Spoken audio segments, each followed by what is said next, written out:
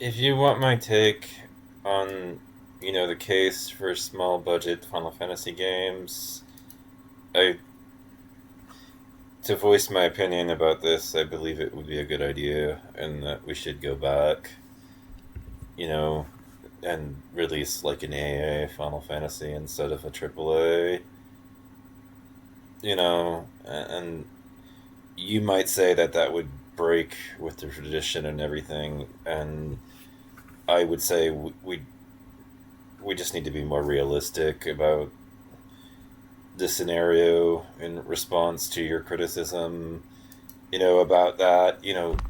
Look, I feel like Final Fantasy has kind of always flown by the seat of its pants to making the impact that it had on the gaming industry because, even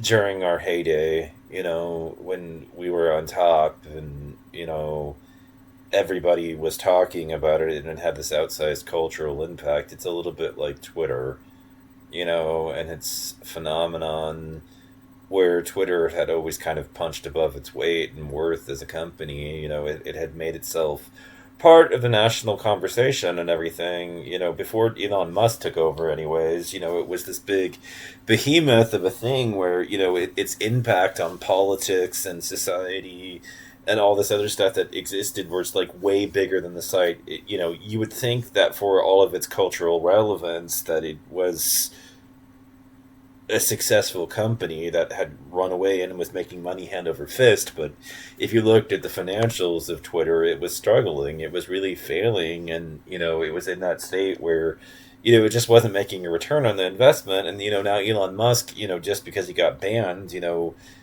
and he had a ton of money, decided to buy the platform out from under the people. And of course, Jack, the guys that were originally in charge of it were just like, "Oh God, thank you. You're taking it off our hands. Fuck yes, we'll sell it to you for an obscene amount of money because it's just never had the kinds of returns that we want and everything." And it just, yeah, I don't think it's long for this world because I don't think they're gonna make their money back. As a platform, I don't think they're going to be able to get enough advertisers back to turn themselves back into the green, and so it's just eating money and is constantly circling the drain. And the advertisers that have come back they're not the best capitalism has to offer, to say the least, and everything. And it's just very disappointing what we're seeing advertised on the platform and everything at this point. Everybody's kind of disappeared because they don't like they don't want their company associated with a lot of this shit that Elon Musk is, the toxicity of a lot of what he has to do and everything. And it's a lot like that. It's like Final Fantasy was constantly able to punch above its weight. We've always been a niche. We've never had the kind of mainstream popularity that we appeared to have. The sales numbers have never really been what Square Enix wanted and everything for the amount of money and everything that they spent on things. The returns on investment have not been there. They have not been as good at exciting a new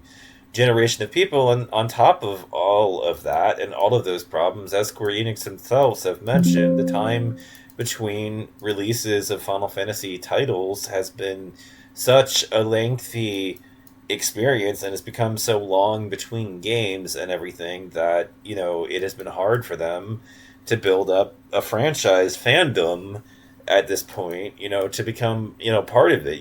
You're having trouble connecting with the next generation because you simply don't release games often enough. And so the upside of moving over to AA Final Fantasy titles would be that release times become shorter. The release window is able to build up a fandom. We're able to go back to the basics, build up a fandom, and everything, and build, the franchise back up. And right now, it's in a bad state. Like, Final Fantasy 15, for example, may be super poppy, may have sold 10 million units, but there's a huge community of people that are mad and angry and have buyer's remorse about the whole thing because we got gypped out of what we had become addicted to storytelling, and Final Fantasy 15's really sucks at storytelling. It's absolutely terrible. Like the story in Final Fantasy 15 sucks. It is like Mystic Quest tier quality. It's awful, and everything. It's of absolutely no quality whatsoever, and I would give it story an F minus.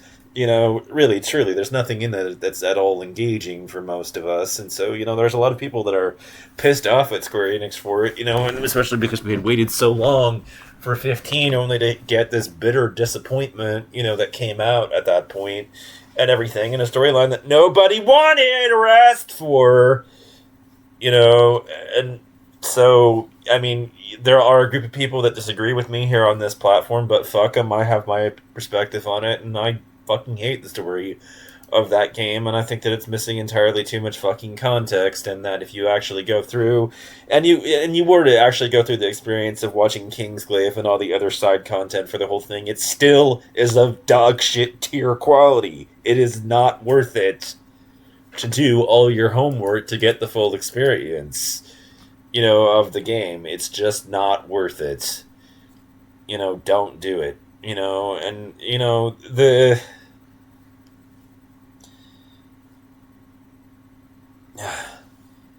so yeah, they've pissed off a considerable amount of the fandom. I've seen more negativity towards Square Enix as a company than I have ever witnessed historically. There are more people upset with them than I've ever seen. More people willing to come out and crap on them despite their golden glorious reputation than I've ever witnessed. I've seen a lot of people that are willing to absolutely crap all over Final Fantasy 16 at this point. I see a lot of people that are mad at it and everything, and I've never seen this level of negativity in the community. And so, I think that it's time ultimately to lay down the law and go back to smaller budget Final Fantasy titles.